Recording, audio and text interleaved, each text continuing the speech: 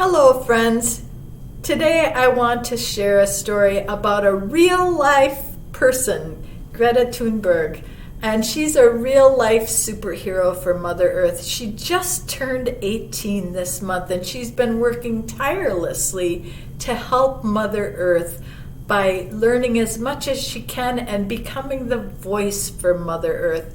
Now, this book called Greta and the Giants is a book written about her life and her good works for Mother Earth. It is an imaginative story. The things that happen in the story aren't all real, but are made into a story to help us use our imagination and to inspire us to use our special gifts and talents to make a difference on Mother Earth. Did you know in 2018, Greta was Time Magazine's Person of the Year. She inspired people all over the world with her voice and her actions and sounding the alarm of climate change.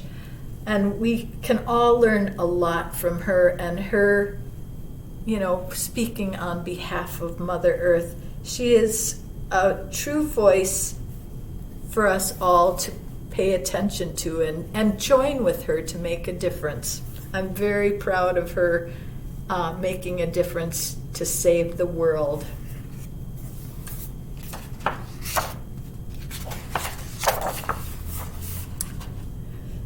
There was once a girl who lived at the heart of a beautiful forest. Her name was Greta. One morning, things weren't quite as they should be. Greta stepped out into her yard, and there, huddled together in the shadows of the trees, were all the animals of the forest. A soft, silvery brown wolf stepped forward with his tail low to the ground. "Please help us," he whispered. "The forest is broken, and we don't know where to go. The giants are ruining our home." The giants had always been there for as long as Greta could remember, but now they were worse than ever.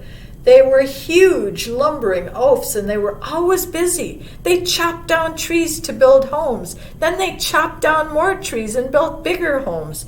The houses grew into towns, and the towns grew into cities. They built factories and shops and cars and planes. They worked all day and all night until eventually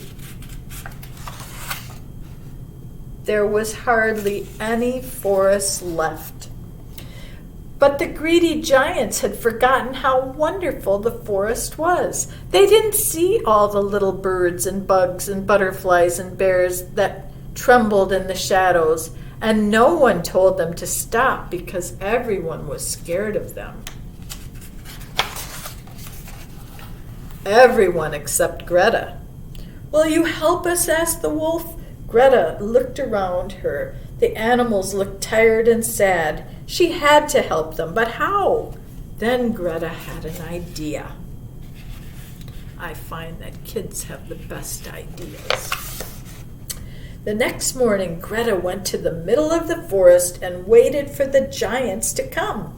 She stood alone, holding a big sign. The sign said, "Stop." She waited and waited. On the first day, the giants didn't see her and lumbered by.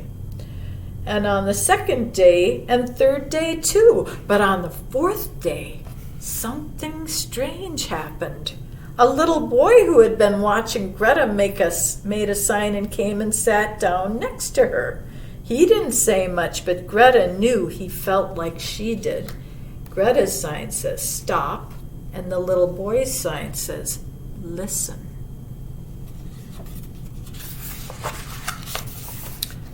Soon more people and animals saw what they were doing and joined in too. This sign says, "Save our forest." "We live here. I love Earth. Help." Who will help? We love our Mother Earth. Action now. Listen. We need help. So they're all joining Greta to sound the voice on behalf of Mother Earth. Before long, a huge crowd filled the forest, stretching out to the city and the roads beyond. They stood together and waited. The crowd was so huge that the giants were stopped in their tracks. Please stop, Greta cried. Your greedy behavior is spoiling our home. You've broken the trees and trampled the flowers, and now the bees and birds have flown away. These animals are homeless, and our forest is dying. After Greta had spoken, everything was silent. Everyone was listening. But then everyone in the crowd began to shout, "The smoke from your fires is choking the air. Please stop cutting down the trees. You can help plant some new ones and mend my home. We need to take care of our forest and live together. Will you please try?" they all said. "Our home is on fire. We need change. We need action now. We live here. Save our forest. Save our home. Bears live here too. Everyone depends on the forest. They're one of Mother Earth's great gifts." The giants shuffled and fidgeted and stomped their feet on the ground. They were embarrassed and a little bit sad. You see, the giants were so busy building, they didn't see what they were doing to the forest or the animals who lived there. The giants felt terrible. "We're sorry," they said, and they promised to try harder. They slowed down and learned to sit quietly. They stopped working all the time and instead took up new hobbies. From that day on, those greedy giants weren't so greedy. They stopped chopping down trees and learned all about gardening and living in the forest. They cooked, repaired, tidied, and shared, and before long, the forest became more beautiful than they could have ever imagined.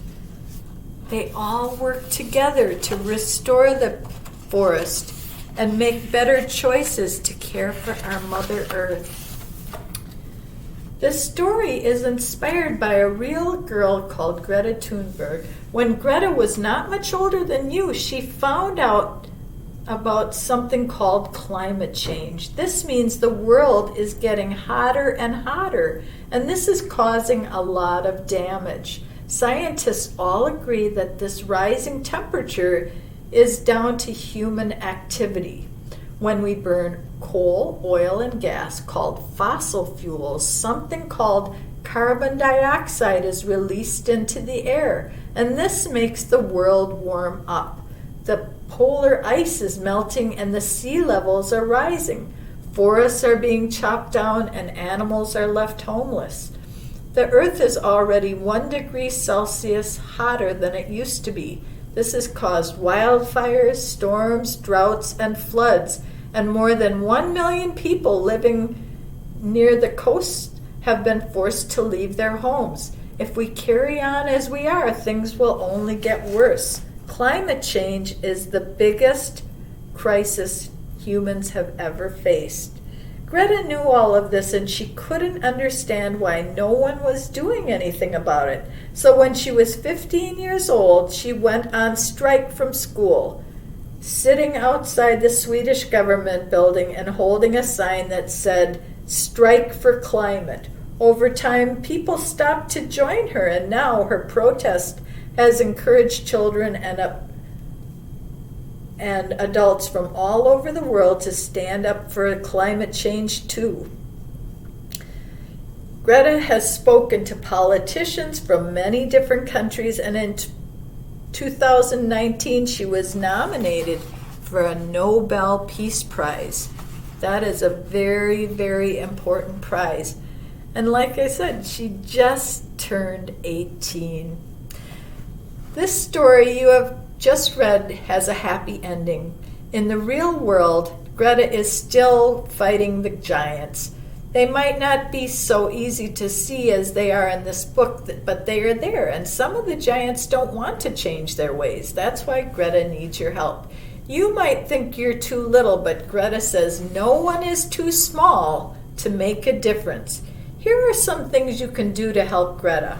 Learn everything you can about climate change and about our beautiful Mother Earth and all the life on our planet.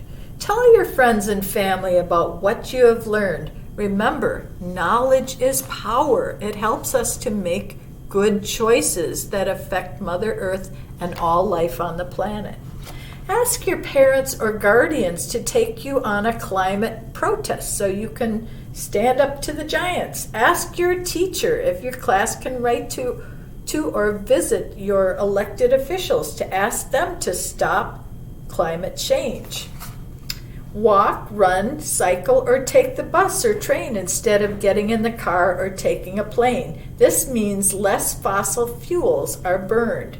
Try to get your family to eat less meat. Ask your parents or guardian to buy food made nearby instead of in a faraway country. That means that less fossil fuels are used in creating the food and transporting it. Look after the things you have. Mend them when they are broken instead of buying new things. Share them with your friends when you're finished with them.